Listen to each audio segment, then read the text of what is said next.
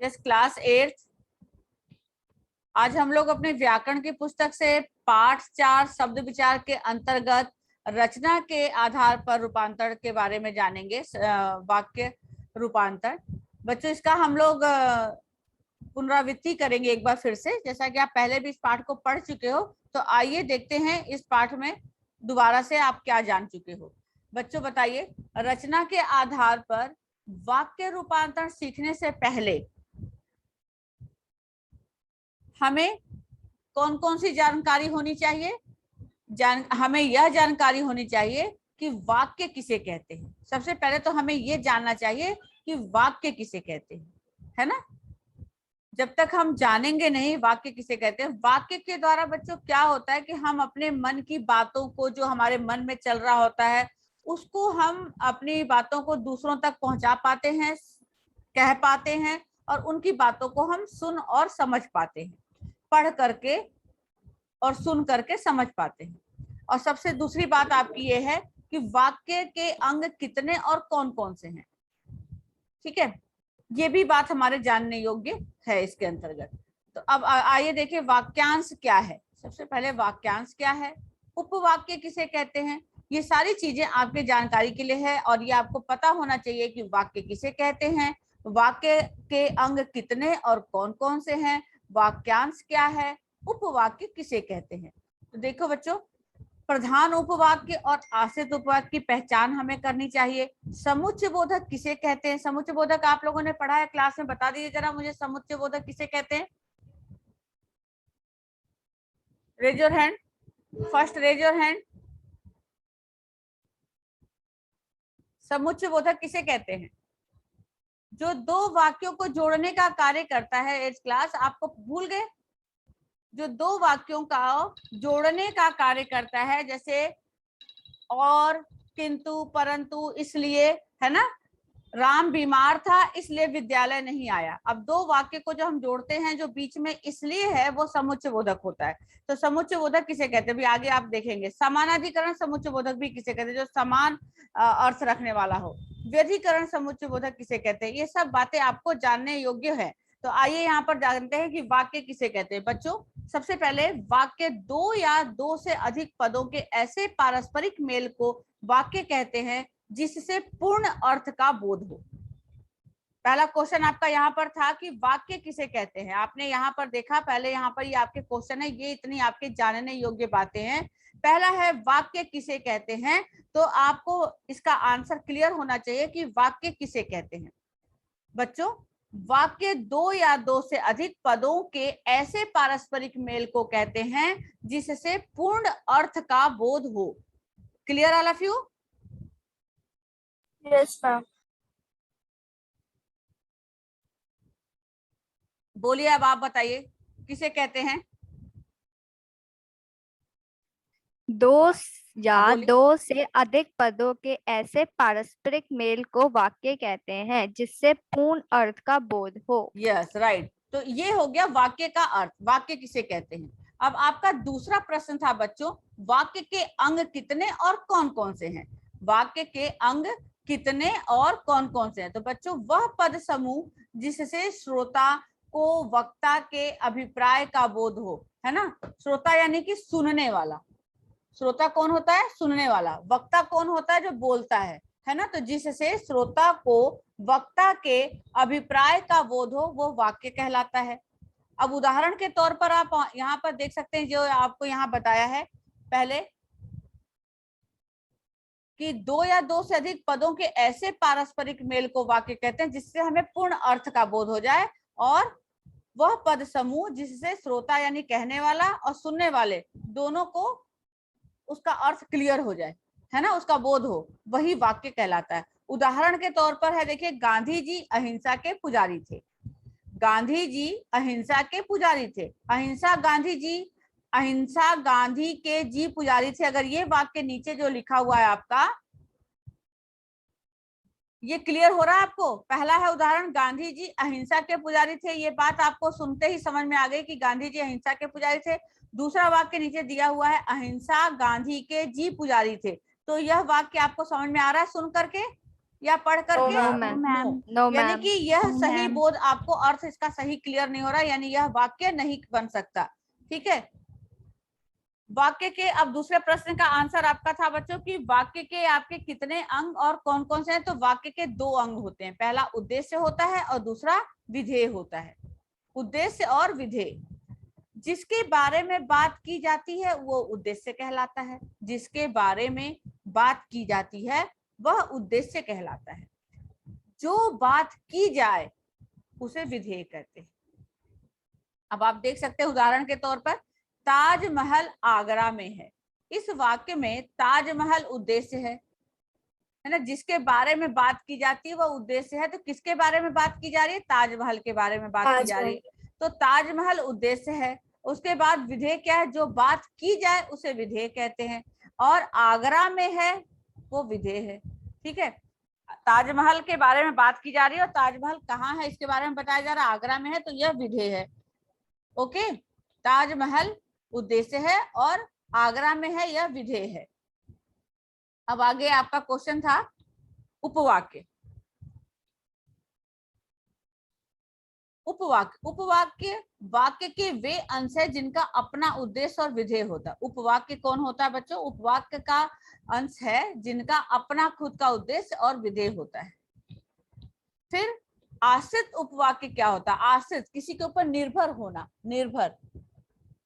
आश्रित का मतलब है निर्भर होना। तो आश्रित उपवाक्य प्रधान उपवाक्य पर आश्रित होते हैं, कि जब तक वो बात नहीं होगी पूरी तब तक ये वाक्य नहीं कहा जाता। ये वाक्य क्योंकि कि, यदि, जो आदि से आरंभ होते हैं। ये वाक्य किससे आरंभ होते हैं? क्योंकि, कि, यदि, जो आदि से आरंभ किए जाते हैं, ये आश्रित उपवाक्य कहलाते हैं। तो रचना के आधार पर वाक्य का रूपांतरण आप देखेंगे, रचना के आधार पर वाक्य के तीन भेद हैं। पहला तो सरल वाक्य होता है, दूसरा संयुक्त वाक्य होता है, और तीसरा मिश्र वाक्य होता है। सरल होता है जो हम सिंपल साधारण रूप में अपनी बात को कह पाते, राम विद्यालय जा रहा है, सरल वाक्य। ठीक है, संयुक्त वाक्य होता है जो दो वाक्य को जोड़ने का काम करता है, राम बीमार था इसलिए विद्यालय नहीं गया।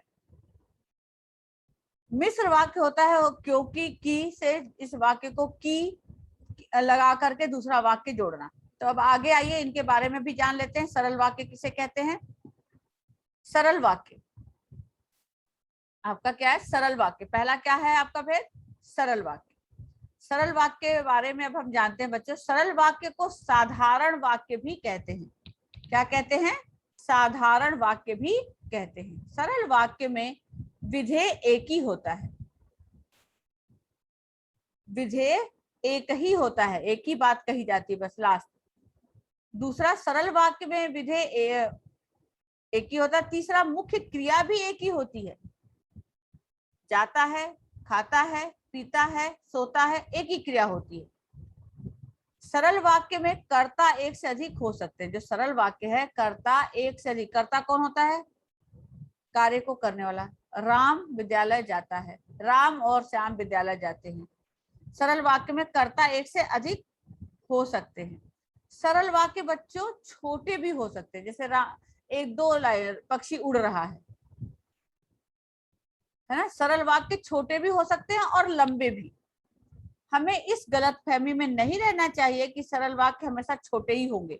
मतलब ये नहीं सोचना चाहिए हमें कि सरल वाक्य है तो बस एक लाइन में जो बोला गया वही है। वो बड़े भी होते हैं, छोटे भी होते हैं और लंबे बड़े भी होते हैं। हाँ, लंबे भी होते हैं। हमें इस गलतफहमी में नहीं रहना चाहिए कि सरल वाक्य हमेशा छोटे ही होंगे। हमें सिर्फ इस बात का ध्यान रखना है कि सरल वाक्य में मुख्य क्रिया केवल एक ही होगी।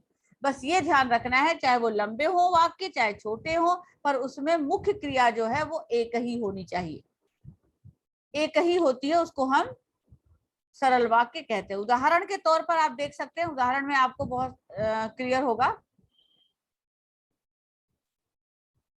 राधा गाती है, राधा गाती है। अब राधा कौन है? कर्ता, और क्रिया क्या है? गाना, उसका गाती है।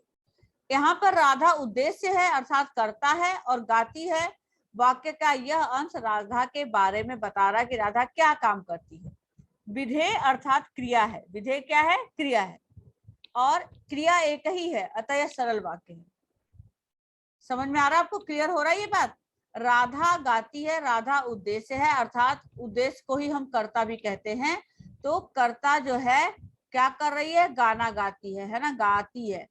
वाक्य क्या, यह अंश राधा के बारे में बता रहा है, गाती है जो बात है वो राधा के बारे में बता रहा है कि राधा गाना गाने का कार्य करती है, गाती है। विधेय अर्थात क्रिया है, विधेय हमारी क्रिया हो गई, गाना, गाना, और क्रिया एक ही है, क्रिया एक ही हो रही है ना, खाली गाती है, गाना गाती है, खाना खाकर गाना गाती है, ऐसा तो नहीं है, अतः यह सरल वाक्य है।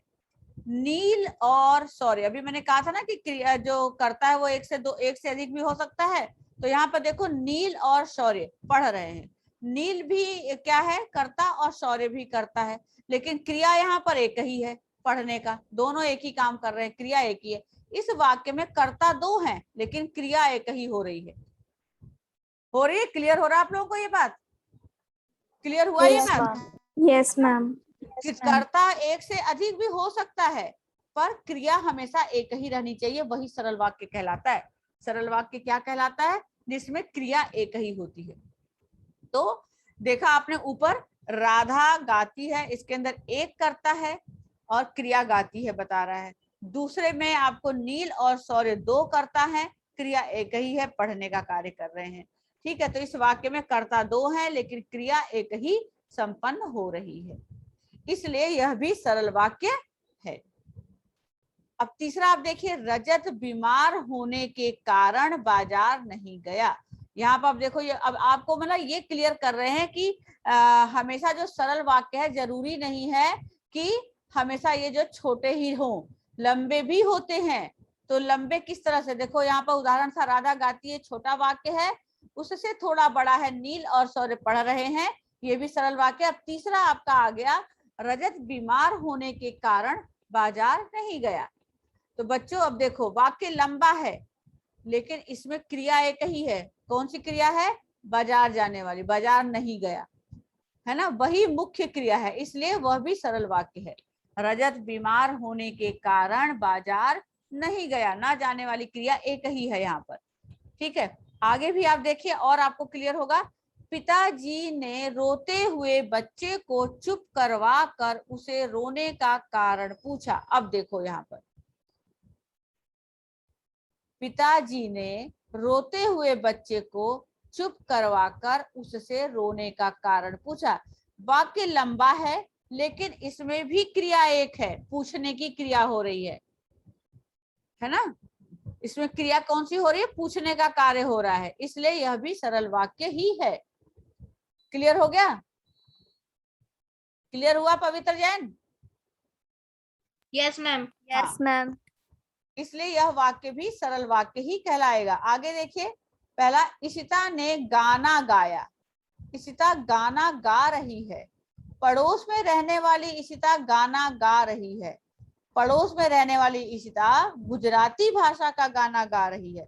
अब आप देख रहे हैं एक ही वाक्य को किस तरह से बदल के किया जा रहा है। पहला, इशिता ने गाना गाया, इशिता गाना गा रही है, पड़ोस में रहने वाली इशिता गाना गा रही है, पड़ोस में रहने वाली इशिता गुजराती भाषा का गाना गा रही है, पड़ोस में रहने वाली सान्या की बहन इशिता गुजराती भाषा का गाना गा रही है। आप देख रहे हैं ना किस तरह से वाक्य में परिवर्तन आ रहा है। तो बच्चों हाँ, इस तरह से ये सरल वाक्य ही कहलाएगा क्योंकि कार्य एक ही हो रहा है, इसके अंदर गाना गाने का, सब में एक ही कार्य हो रहा है, गाने गाने का एक ही क्रिया हो रही है, तो ये सरल वाक्य कहलाएगा। अब दूसरे नंबर पर आपका आता है संयुक्त वाक्य। आपको सरल वाक्य क्लियर हो गया? Yes ma'am. Yes ma'am. दूसरा आ गया आपका संयुक्त वाक्य। संयुक्त वाक्य, आइए जानते हैं संयुक्त वाक्य। समुच्चय बोधक जो अव्यय अर्थात अविकारी शब्द दो शब्दों, दो वाक्यांशों अथवा दो वाक्यों को जोड़ने का कार्य करते हैं उन्हें समुच्चय बोधक कहते हैं। क्योंकि समुच्चय बोधक शब्दों, वाक्यांशों और वाक्यों को जोड़ने का काम करते हैं, इसलिए इन्हें योजक शब्द भी कहते हैं।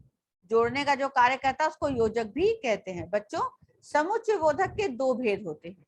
कौन कौन से? पहला समानाधिकरण समुच्चय बोधक और दूसरा व्यधिकरण समुच्चय बोधक। अब आपका जो प्रश्न था इसके अंदर आपने पूछा था कि समानाधिकरण व्यधि समुच्चय बोधक किसे कहते हैं और व्यधिकरण समुच्चय बोधक किसे कहते हैं।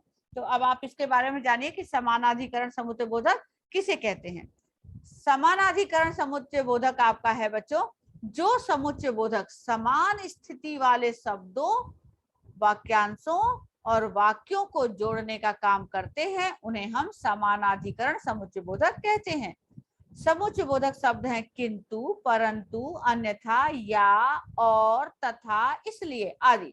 जैसे देखो उदाहरण, रोहन चुस्त भी है और मेहनती भी, मन लगाकर पढ़ो ताकि प्रथम आओ। तो ये कौन सा समुच्चय बोधक है? समानाधिकरण, समान अधिकरण। क्लियर? अब आपको आ गया व्यधिकरण। व्यधिकरण किसे कहते हैं? व्यधिकरण समुच्चय बोधक ये ऐसे अव्यय शब्द हैं जो एक या अधिक आश्रित वाक्यों, उपवाक्यों को प्रधान अर्थात मुख्य वाक्य से जोड़ते हैं। इनका प्रयोग मिश्र वाक्यों में होता है। पहला था सरल, दूसरा था संयुक्त और तीसरा है मिश्र वाक्य। जैसे यदि, शुरू कहां से होता है? यदि बारिश नहीं आई तो सूखा पड़ सकता है। अब ये यदि और तो जो है वो व्यधिकरण है। यदि और तो वाक्य हम सीधे तरीके से नहीं शुरू कर रहे हैं, हम क्या कर रहे हैं? उसको व्यधिकरण से शुरू कर रहे हैं। यदि बारिश नहीं हुई तो सूखा पड़ सकता है। वह जल्दी चला गया ताकि बस पकड़ सके। तो वह और ताकि इसके अंदर व्यधिकरण है। आइए देखते हैं। आपको क्लियर हो गया? आपको ये संयुक्त वाक्य का ये व्यधिकरण और समानाधिकरण? मैम एक बार फिर से समझा दो। हाँ देखो, समान अधिकरण के अंतर्गत बच्चों वाक्य के बीच में किंतु, परंतु, अन्यथा, या, और, तथा, इसलिए आता है। दो वाक्यों के बीच में, जैसे रोहन चुस्त भी है, बस मेहनती भी है। अब इसके बीच में जोड़ा क्या गया है? मेहनती और चुस्त के बीच में और, है ना? मन लगाकर पढ़ो। एक वाक्य अगर आप देखा जाए तो अगर आप बोलते हो मन लगाकर पढ़ो तो वाक्य आपका यहाँ पर पूरा हो गया। प्रथम आओ, अब इसके अंदर ताकि जो है ये दो वाक्य को जोड़ रहा है। मन लगाकर पढ़ो, प्रथम आओ, इनको सही तरीके से क्लियर करने के लिए ताकि शब्द जोड़ दिया। ये हमारा है समानाधिकरण समुच्चय बोधक, जो जोड़ने का कार्य कर रहा है, समान है। और व्यधिकरण में बच्चों वाक्य जो है हमारा वो कहाँ बीच में नहीं आता, वो पहले और बीच में आता है। जैसे कि यदि बारिश नहीं हुई, अब हमारा क्या हुआ? यदि बारिश नहीं हुई, हम ये बात कह के रुक जाते हैं तो आपके मन में जिज्ञासा है जानने की, तो क्या होगा? है ना जिज्ञासा? यदि बारिश नहीं हुई तो आपको लगेगा ना तो क्या हो जाएगा? यदि बारिश नहीं हुई तो क्या होगा? आपको मन में जानने की है ना। अगर दूसरा वाक्य में बोल रहे वह जल्दी चला गया, अब आपके मन में आ रहा है कि क्यों, किस लिए, कहाँ, आ रहा ना जानने की बात।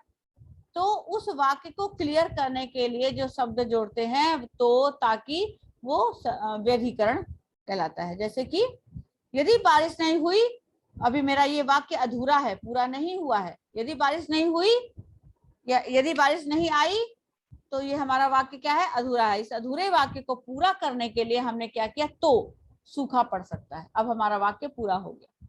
वह जल्दी चला गया, अभी वाक्य अधूरा है, ताकि बस पकड़ सके, अब वाक्य पूरा हो गया। तो जब हमारा व्यधिकरण में समुच्चय बोधक में बच्चों अधूरे वाक्य को पूरा करने के लिए जिन चिन्हों का प्रयोग किया जाता है वो हमारा व्यधिकरण समुच्चय बोधक कहलाता है। वहां पर क्या है आपने देखा, समानाधिकरण में क्या कह रहा आप देखो, इस बात को क्लियर करो। रोहन चुस्त भी है। अब वाक्य आपको समझ में आ गया कि रोहन चुस्त है। इस इतने से आपको समझ में आ गया ना रोहन चुस्त है। आपको समझ में आ रहा है कि चुस्त यानी चालाक है, मेहनती Yes, भी है। ma'am. और दूसरा वाक्य जब मैंने बोला मेहनती है तो वो भी आपको समझ में आ गया कि मेहनती है ना। मन लगाकर पढ़ो, ये भी बात आपको समझ में आ गया। आपको टीचर स्कूल में, मम्मी घर में बोलते ना बच्चों मन लगाकर पढ़ो, तो इसका मतलब आपको समझ में आ रहा है ना कि मन लगा के पढ़ने के लिए कहा जा रहा है। तो बात आपको वहीं पर समझ आ गई। अगर आगे ये बात नहीं बोली जाएगी तो भी आपको क्लियर है कि मन लगाकर हमें पढ़ना है। अब आगे हमने इस वाक्य को बढ़ा के बोला है, ताकि प्रथम आओ, तो यहाँ पर प्रथम आओ दूसरा वाक्य है। इन दोनों वाक्यों को जोड़ने का कार्य करने वाला जो शब्द होता है यह समानाधिकरण कहलाता है। और व्यधिकरण में बच्चों हमारे अधूरे वाक्य को जोड़ने का जो कार्य करता है वह व्यधिकरण कहलाता है। जैसे यदि बारिश नहीं आई तो क्या होगा? सूखा पड़ सकता है। सूखा पड़ जाए। अब वाक्य पूरा हुआ, अभी तक पूरा नहीं हुआ था, वह जल्दी चला गया ताकि बस ताकि पकड़ बस सके। पकड़ दे। हाँ, ताकि बस पकड़। तो यहाँ पर अधूरे वाक्य को जोड़ने का कार्य किया जाता है, उसको हम संयुक्त वाक्य कहते हैं, व्यधिकरण वाक्य कहते हैं, समुच्चय बोधक। अब दूसरा आपका वाक्य है संयुक्त वाक्य। संयुक्त यानी दो वाक्यों को, यहाँ पर भी देखो संयुक्त वाक्य में भी दो या दो से अधिक सरल वाक्य किसी समानाधिकरण समुच्चय बोधक अव्यय अर्थात योजक से जुड़े होते हैं। यहाँ पर भी संयुक्त वाक्य में दो या दो से अधिक सरल वाक्य को जोड़ने का कार्य करता है। जैसे दोनों ही सरल वाक्य एक दूसरे के पूरक होते हुए भी एक पर दूसरे पर आश्रित होते हैं। अभी जैसे ऊपर आपको बताया ना, यदि बारिश नहीं हुई, बारिश नहीं आई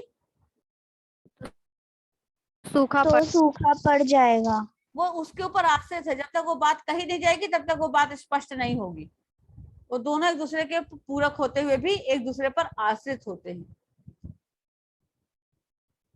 दोनों वाक्य एक दूसरे के सहयोगी वाक्य भी होते हैं और दोनों ही वाक्य प्रधान होते हैं, क्योंकि जब तक दोनों बात नहीं कही जाएगी क्लियर नहीं होगा।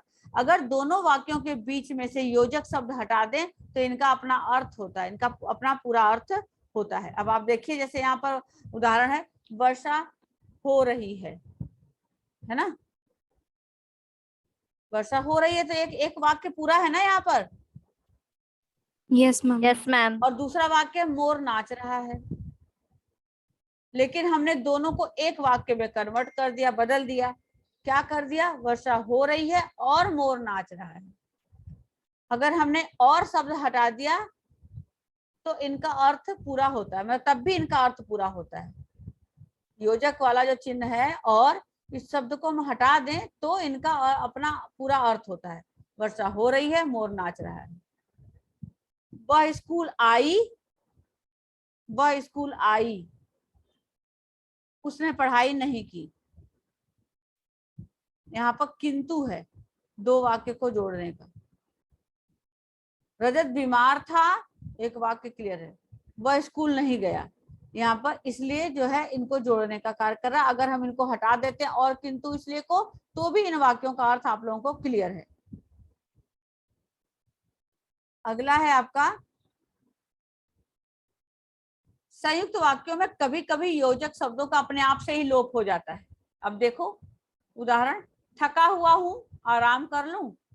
जैसे हम घर में कई बार आते हैं तो मम्मी कोई काम बता देती है और आप बाहर से थके हुए आते तो आप बोलते थका हुआ हूँ, आराम कर लूं। अब बीच में आपने नहीं बोला आपने कि थोड़ा आराम कर लूं, क्या मैं आराम क्यों, इसलिए आराम कर लूं, है ना, नहीं बोला। लेकिन आपका मतलब वहां पर क्लियर है, थका हुआ हूँ, कॉमा लगा दिया, आराम कर लूं।